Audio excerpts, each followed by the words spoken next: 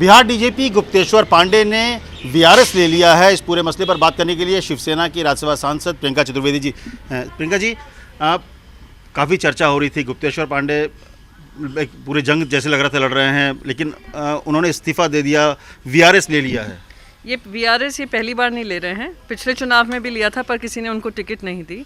पर इससे एक बात स्पष्ट हो चुकी है कि जिस तरीके से राजनीति के चलते अपनी कैंपेन की तैयारी, एक दुर्भाग्यपूर्ण मृत्यु जो मुंबई में हुई थी उसका इस्तेमाल कर राजनीतिक सीढ़ियाँ चढ़ने का काम हुआ है।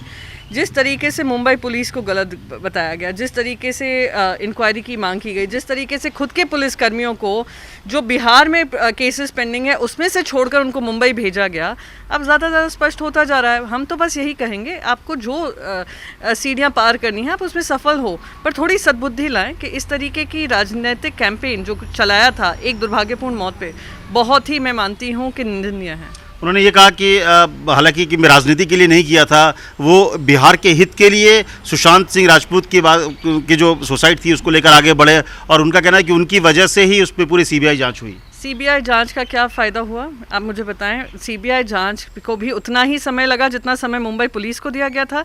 क्या निष्कर्ष निकला है, तो पहले गुप्तेश्वर पांडे जी बताएं कि सुशांत सिंह राजपूत के नाम पे जो आपने राजनीतिक माहौल बनाया, आपने इंसाफ की लड़ाई लड़ी थी, उस पर आपने क्या कार्रवाई हुई है।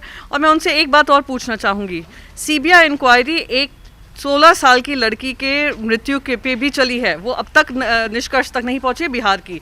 बिहार में एक और बहुत बड़ा मामला सामने आया था जो मुजफ्फरपुर शेल्टर होम का था। आपने भी कहानियां पढ़ी होंगी कैसे लड़कियां पाई गई थी, मृत्यु हो चुकी थी उनकी, उनके रेप हुए थे, उसका भी कुछ निष्कर्ष नहीं निकला है। तो अगर आप कहीं के डीजी हैं, क्या आपकी जिम्मेदारी नहीं बनती है कि वहाँ के लोगों को न्याय मिले?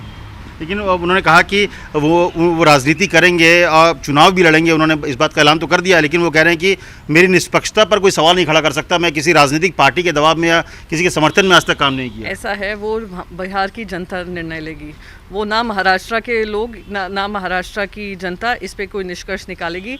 आप सब बहुत अक्लमंद हैं, आप सब जानकार हैं कि किस तरीके का काम हुआ है, किस तरीके से समय अनुसार वीआरएस उनको दिया गया है, किस माध्यम से उनका एक रॉबिनहुड वाला वीडियो निकाला गया है, किस तरीके से यूनिफॉर्म पहनकर इंटरव्यू दिए गए हैं। तो उसी से स्पष्ट हो जाता है, आप और मैं सब इतनी तो अक्ल रखते ही हैं कि किस प्रोजेक्ट के अंतर्गत ये काम हो। तो आपको लगता है कि ये जो भी पूरा हुआ है, जिस तरह से राजनीति में उनकी तरफ एक कदम बढ़ा ही दिया उन्होंने, तो ये पूरा जो उनका कैंपेन था या फिर सुशांत के नाम पे, आपको लगता है सीधे सीधे राजनीति की एक प्रयास थी? देखिए, वो राजनीति से जुड़े हैं, वो अपने पुलिस फोर्स में उनको वापस से जगह मिल जाए, क्योंकि नीतीश बाबू जी ये पहले भी कर चुके हैं, ये शायद फिर वापस भी दोहरा देंगे, हमें उससे कोई आपत्ति नहीं है। पर आप मुंबई पर वार करेंगे, मुंबई की पुलिस पर हमला करेंगे, उनके ऊपर गाली गलौज करेंगे, उनकी काम पे आप प्रश्न चिन्ह उठाएंगे, तो आपको हम जवाब देंगे।